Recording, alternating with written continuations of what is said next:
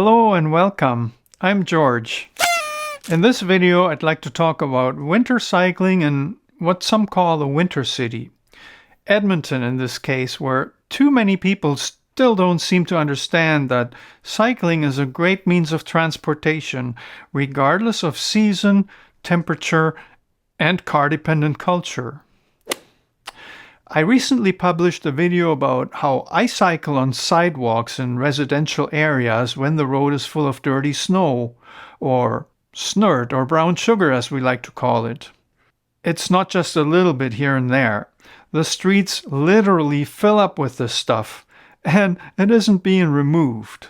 I received a lot more comments on this video than usual. Some of you seem to be against any kind of resources being directed toward making cycling easier during our long winters. If that's you, please help me understand. No one seems to complain about the high costs of maintaining traffic lanes for motorized traffic throughout all seasons. Here's a comment that caught my attention and left me especially puzzled. It starts like this. If the sidewalk is 8 feet, 2.5 meters, or wider, then it's automatically shared use. In Edmonton, that's incorrect. Here's a quote from the city's website. Standard-sized bicycles are only allowed on signed shared sidewalks that are 2.5 meter wide or greater and shared pathways. The important word here is signed versus automatically. It then goes on. I live and cycle in Edmonton too, and love it. But I park the bike for the winter. It's going to be a very long time, if ever, unless we stop getting winter before it's enough of a demand to spend enormous amounts of money required to build and maintain a realistic commuter bike lane system. There are just too many issues, as you've pointed out.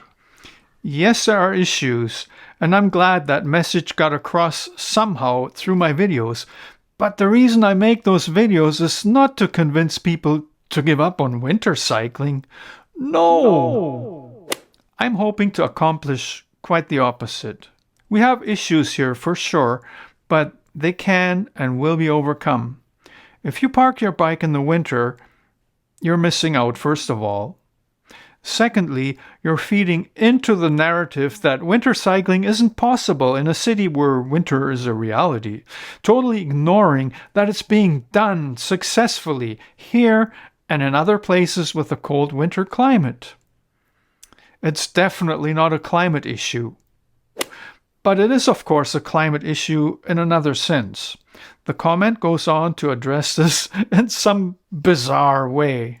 What's been done so far isn't much more than a virtue signaling by a city administration that's blindly jumped on the climate change bandwagon. Edmonton is a winter city. It's at the same latitude as Siberia. That's correct, and we'll probably always have winter, at least within our lifetimes. But regardless of how cold it is outside, cycling is a great option for trips within the city, especially when cars are difficult to warm up, clear off, and steer safely on roads with poor traction. The comment then ends with an assumption. And the vast majority of commuters have no interest in cycling in the winter. That's my opinion. You asked. Yes, I did. But that's an assumption, and how do you back it up? Don't assume because you make an ass out of you and me. A lot of people are interested in riding their bikes through the winter. Many are actually doing it, and a lot more would probably consider it if it was a bit safer. Yeah! That's why I make videos about it. Yes, it costs enormous amounts of money to make that happen, but there are also enormous benefits, even for those who choose to drive their cars for any and all trips across town, because it'll alleviate traffic. Contrary to what some Canadians believe, especially in Ontario, it seems, but Alberta too. Bike lanes do not cause gridlock. Many cyclists also own cars. Anytime they take their bike across town, it means one fewer car on the road. We're spending enormous amounts of money to build and maintain a road network for motorized traffic. That's an understatement. We're throwing money at motorists who are not paying anywhere near the true costs of their car dependency in taxes and fees. It's time to make them pay more so that other means of transportation can be expanded, including a good transit system and a realistic commuter bike lane system. Why give up on it just because you have to get studded tires and a winter jacket? Makes no sense to me. But while we don't have that luxury yet, cyclists who are stubborn like myself have to ride somewhere. Believe me, I don't enjoy riding on sidewalks one bit. It's a last resort before I give up riding altogether myself and park the bike. I even agree with the city's explanation why riding on the sidewalk is illegal in Edmonton. On the city website, it says, Why is riding a bike on sidewalks restricted? Isn't it safer for cyclists? The issue of people riding a bike on sidewalks does come down to safety. However, riding a bike on sidewalks makes sidewalks unsafe for people riding bikes and for people walking. It also increases the risk of collisions between people driving motor vehicles and people riding bikes. Sidewalks are designed and built for people who walk. They are narrower than shared-use paths built to be shared by pedestrians and cyclists. Sideways are full of obstacles, leaving people riding a bicycle vulnerable to conflicts with people walking, strollers and wheelchairs, people getting on and off buses, and people emerging from building entrances or parked cars. Fixed objects such as benches, bus stops, trees, planters, signposts, and streetlights all become potential risks for people riding bikes.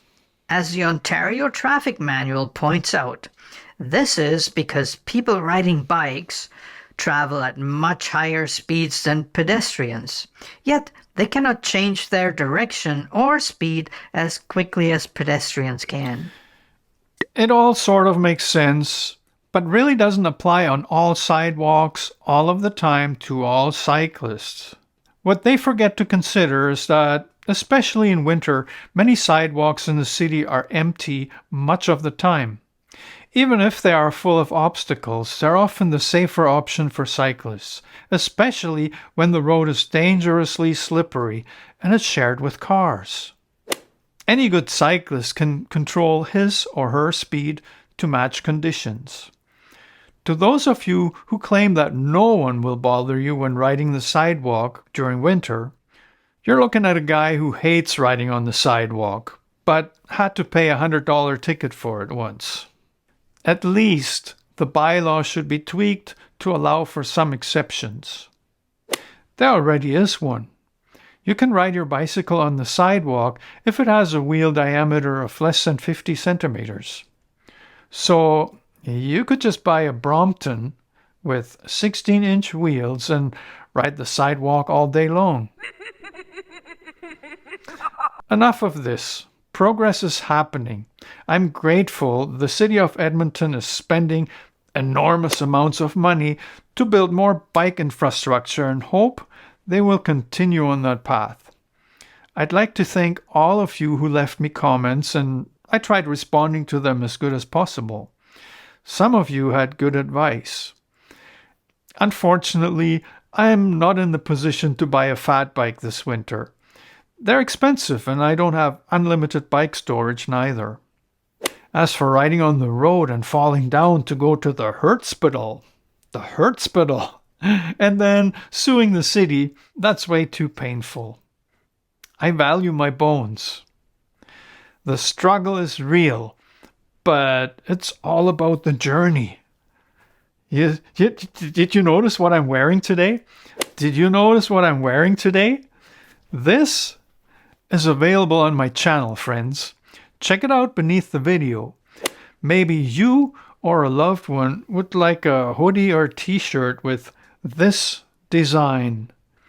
Christmas is coming, and this arrived within days. Thank you for listening to my rant. All the best to you, and I'll see you in another video very soon. Keep the comments coming.